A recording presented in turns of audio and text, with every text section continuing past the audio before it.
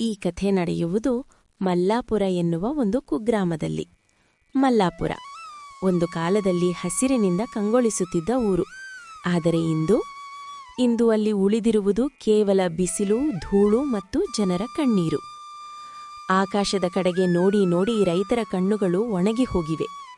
ಕಳೆದ 3 ವರ್ಷಗಳಿಂದ ಅಲ್ಲಿ ಮಳೆ ಬಂದಿಲ್ಲ. ಮೋಡಗಳು ಬರುತ್ತವೆ, ಆಸೆ ಹುಟ್ಟಿಸುತ್ತವೆ, ಆದರೆ ಹನಿ ಉದುರಿಸದೆ ಹಾಗೆ ಹೊರಟು ಹೋಗುತ್ತವೆ. ಭೂಮಿತಾಯಿ ಬಾಯಾರಿದ ಹಕ್ಕಿಯಂತೆ ಬಾಯಿ ತೆರೆದು ಕುಳಿತಿದ್ದಾಳೆ. ಈ ಊರಿನಲ್ಲಿ ಪ್ರತಿಯೊಬ್ಬರಿಗೂ ಒಂದೇ ಚಿಂತೆ: ಇವತ್ತು ಊಟಕ್ಕೆ ಏನು ಮಾಡುವುದು, ನಾಳೆ ಬದುಕುವುದು ಹೇಗೆ? ಸಾಲದ ಬಾಧೆ ತಾಳಲಾರದೆ ಎಷ್ಟೋ ಜನ ಊರು ಬಿಟ್ಟು ಪಟ್ಟಣ ಸೇರಿದ್ದಾರೆ. ಇನ್ನೂ ಕೆಲವರು ನೇಣಿನ ಕುಣಿಕೆಗೆ ಕೊರಳು ಕೊಟ್ಟಿದ್ದಾರೆ. ಆದರೆ ಈ ಸ್ಮಶಾನದಂತಿರುವ ಊರಿನಲ್ಲಿ ಒಬ್ಬ ಮುದುಕ ಇನ್ನೂ ಭರವಸೆ ಕಳೆದುಕೊಂಡಿಲ್ಲ. ಅವನ ಹೆಸರು ಸೋಮಪ್ಪ. ಸೋಮಪ್ಪನಿಗೆ ಈಗ 70ರ ಹರೆ, ಮೈಮೇಲೆ ಮಾಸಿದ ಅಂಗಿ, ತಲೆಗೊಂದು ಮುರುಕು ರುಮಾಲು. ಅವನ ಮುಖದಲ್ಲಿನ ಸುಕ್ಕುಗಳು ಆತ ಕಂಡ ನೋವಿನ ಕಥೆಯನ್ನು ಹೇಳ್ತವೆ. ಊರಿನ ಜನ ಅವನನ್ನು ಹುಚ್ಚ ಸೋಮಪ್ಪ ಅಂತಲೇ ಕರೀತಾರೆ. ಯಾಕೆ ಗೊತ್ತಾ? ಇಡೀ ಊರಿನ ಜನ ತಮ್ಮ ಜಮೀನುಗಳನ್ನು ಮಾರಾಟ ಮಾಡ್ತಿದ್ದಾರೆ. ಪಟ್ಟಣದಿಂದ ಬಂದ ರಿಯಲ್ ಎಸ್ಟೇಟ್ ಏಜೆಂಟ್ಗಳು ಫ್ಯಾಕ್ಟರಿ ಕಟ್ಟಲು ಎಕರೆಗೆ ಕೋಟಿ ಕೋಟಿ ಹಣ ಕೊಡುತ್ತೇವೆ ಎಂದು ಆಸೆ ತೋರಿಸಿದ್ದಾರೆ. ಬರದ ಬೇಗೆಯಲ್ಲಿ ಬೆಂದು ಹೋಗಿರುವ ರೈತರಿಗೆ ಅದು ಅಮೃತದಂತೆ ಕಂಡಿದೆ. ಎಲ್ಲರೂ ಸಹಿ ಹಾಕಿದ್ದಾರೆ. ಆದರೆ ಊರಿನ ಮಧ್ಯದಲ್ಲಿರುವ ಆ 3 ಎಕರೆ ಜಮೀನಿನ ಒಡೆಯ ಸೋಮಪ್ಪ ಮಾತ್ರ ಸಹಿ ಹಾಕಿಲ್ಲ. ಆ ಜಮೀನು ಬರಡು, ಅಲ್ಲಿ ಹುಲ್ಲು ಕೂಡ ಬೆಳೆಯುವುದಿಲ್ಲ. ಆದರೂ ಸೋಮಪ್ಪ ಅದನ್ನು ಮಾರುವುದಿಲ್ಲ ಎಂದು ಹಠ ಹಿಡಿದು ಕುಳಿತಿದ್ದಾನೆ. ಏಜೆಂಟ್ಗಳು ಬಂದು ಬೆದರಿಸಿದರು, ಆಸೆ ತೋರಿಸಿದರು.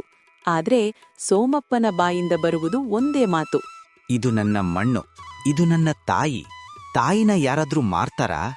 ಈ ಮಾತು ಕೇಳಿದಾಗ ಊರ ಜನರಿಗೆ ಕೋಪ ಬರುತ್ತದೆ. ಹೊಟ್ಟೆಗೆ ಹಿಟ್ಟಿಲ್ಲ, ಇವನಿಗೆ ಮಣ್ಣಿನ ಮೇಲೆ ಪ್ರೀತಿಯಂತೆ.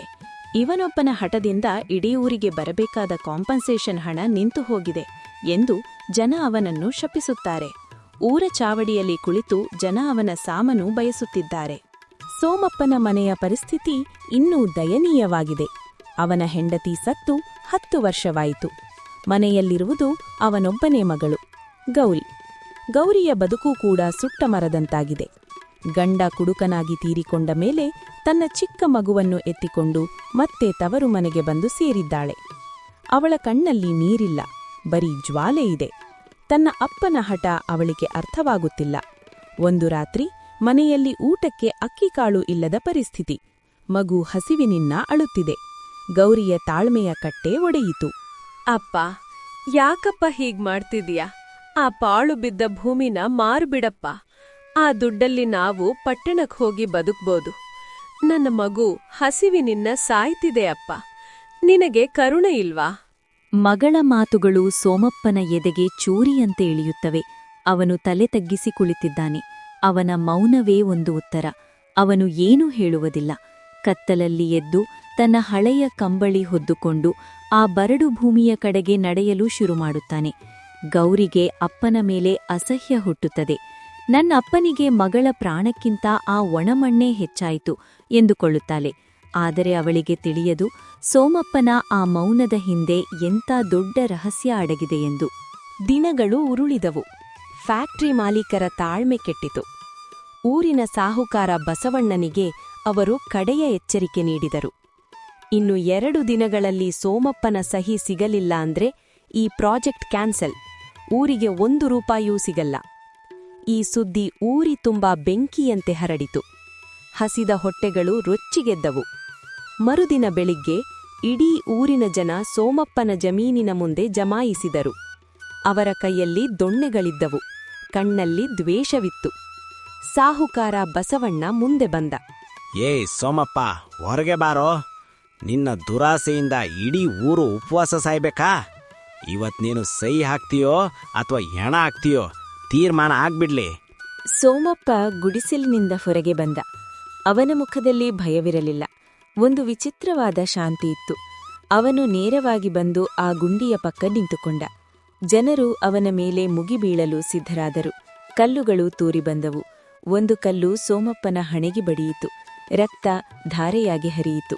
ಮಗಳು ಗೌರಿ ಅಪ್ಪ ಬೇಡಪ್ಪ ಸಹಿ ಹಾಕಿಬಿಡು ಎಂದು ಕಿರುಚಿಕೊಂಡಳು. ಆದರೆ ಸೋಮಪ್ಪ ಆ ರಕ್ತ ಒರೆಸಿಕೊಳ್ಳಲಿಲ್ಲ. ಅವನು ಆಕಾಶದ ಕಡೆ ನೋಡಿದ.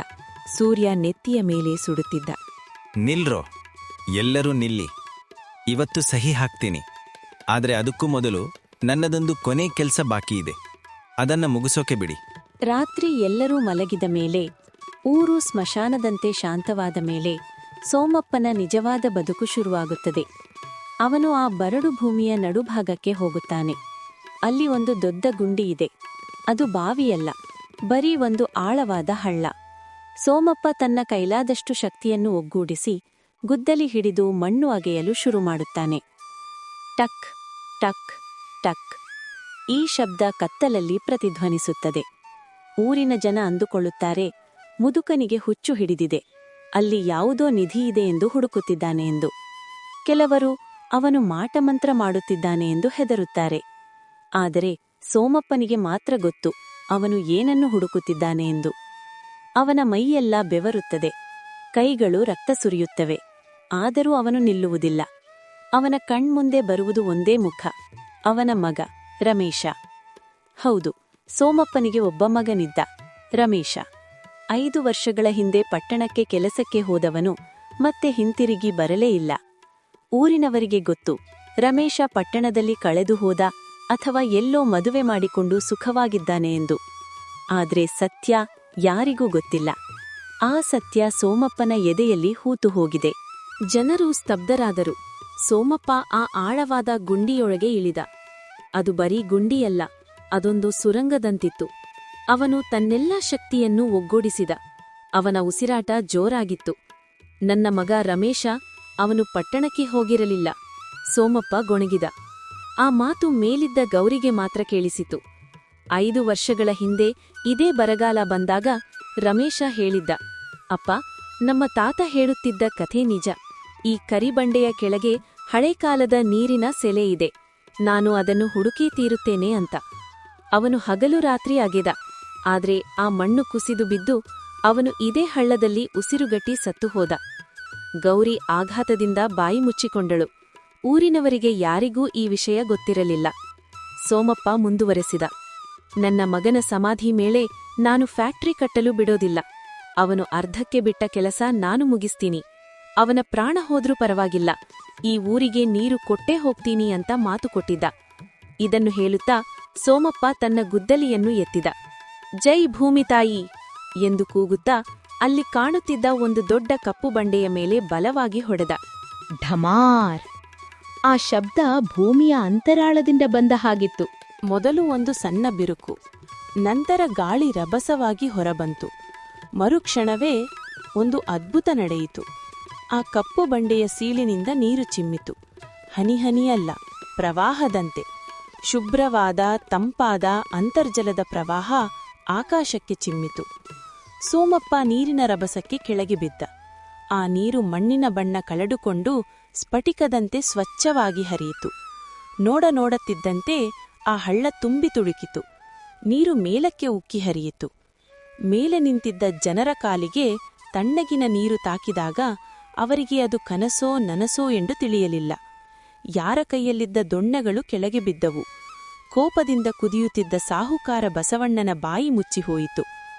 ಗೌರಿ ಓಡಿ ಬಂದು ಗುಂಡಿಯ ಅಂಚಿನಲ್ಲಿ ನಿಂತಳು. ಅಪ್ಪಾ ಎಂದು ಕೂಗಿದಳು. ಸೋಮಪ್ಪ ನೀರಿನಲ್ಲಿ ಒದ್ದೆಯಾಗಿ ನಗುತ್ತಿದ್ದ. ಹೌದು, 10 ವರ್ಷಗಳ ನಂತರ ಅವನ ಮುಖದಲ್ಲಿ ನಗು ಕಾಣಿಸಿತು. ಅದು ವಿಜಯದ ನಗುವಲ್ಲ, ತೃಪ್ತಿಯ ನಗು. ಆ ನೀರು ಕೇವಲ ನೀರಾಗಿರಲಿಲ್ಲ, ಅದು ಆ ಊರಿನ ಪ್ರಾಣವಾಗಿತ್ತು. ಸೋಮಪ್ಪ ಅಂದು ಆ ಜಮೀನನ್ನು ಮಾರಿದ್ದರೆ ಫ್ಯಾಕ್ಟರಿ ಕಟ್ಟಿದವರು ಆ ನೀರಿನ ಸೆಲೆಯನ್ನು ಕಾಂಕ್ರೀಟ್ ಹಾಕಿ ಮುಚ್ಚಿಬಿಡುತ್ತಿದ್ದರು. ಊರು ಶಾಶ್ವತವಾಗಿ ಬಾಯಾರಿ ಸಾಯುತ್ತಿತ್ತು. ಸೋಮಪ್ಪ ಕಾಯುತ್ತಿದ್ದದ್ದು ದುಡ್ಡಿಗಲ್ಲ, ಅವನು ಕಾಯುತ್ತಿದ್ದದ್ದು ತನ್ನ ಮಗನ ಕನಸನ್ನು ನನಸು ಮಾಡಲು, ತನ್ನ ಊರಿನ ಬಾಯಾರಿಕೆ ನೀಗಿಸಲು. ಜನರು ಸೋಮಪ್ಪನ ಕಾಲಿಗ ಬಿದ್ದರು. ನಮ್ಮನ್ನು ಕ್ಷಮಿಸು ಸೋಮಪ್ಪ, ನೀನು ಹುಚ್ಚನಲ್ಲ, ನಾವು ಹುಚ್ಚರು. ಕಾಗದದ ನೋಟಿಗಾಗಿ ಚಿನ್ನದಂತ ನೀರನ್ನು ಮಾರಲು ಹೊರಟಿದ್ದೆವು ಎಂದು ಅತ್ತರು. ಸೋಮಪ್ಪ ಮೆಲ್ಲಗೆ ಮೇಲೆದ್ದು ಬಂದ. ಅವನ ಕಣ್ಣಲ್ಲಿ ನೀರಿತ್ತು. ಅವನು ತನ್ನ ಮಗಳು ಗೌರಿಯನ್ನು ಅಪ್ಪಿಕೊಂಡು ಹೇಳಿದ, ಗೌರಿ, ಹಣ ಖರ್ಚಾಗತ್ತೆ, ಆದ್ರೆ ಭೂಮಿ ನಮ್ಮನ್ನ ಎಂದಿಗೂ ಕೈಬಿಡಲ್ಲ. ಇದೇ ನಿಜವಾದ ಆಸ್ತಿ ಕಣ್ವಾ. ನಾವು ಬದುಕಲು ಬೇಕಾಗಿರುವುದು ಕಾಂಕ್ರೀಟ್ ಕಾಡುಗಳಲ್ಲ, ಜೀವ ನೀಡುವ ಮಣ್ಣು ಮತ್ತು ನೀರು. ತಾಳ್ಮೆ ಕಹಿಯಿರಬಹುದು, ಆದರೆ ಅದರ ಫಲ ಯಾವತ್ತೂ ಸಿಹಿ. ಅಂದು ಮಲ್ಲಾಪುರದಲ್ಲಿ ಸೋಮಪ್ಪ ಗೆದ್ದಿರಲಿಲ್ಲ, ಮನುಷ್ಯತ್ವ ಗೆದ್ದಿತ್ತು. ಕ್ಷಣಿಕ ಸುಖಕ್ಕಾಗಿ ಶಾಶ್ವತ ಸಂಪತ್ತನ್ನು ಮಾರಿಕೊಳ್ಳಬಾರದು. ತ್ಯಾಗ ಮತ್ತು ನಂಬಿಕೆ ಇದ್ದರೆ ಬರಡು ಭೂಮಿಯಲ್ಲೂ ಚಿಲುಮೆ ಮೂಡಿಸಬಹುದು.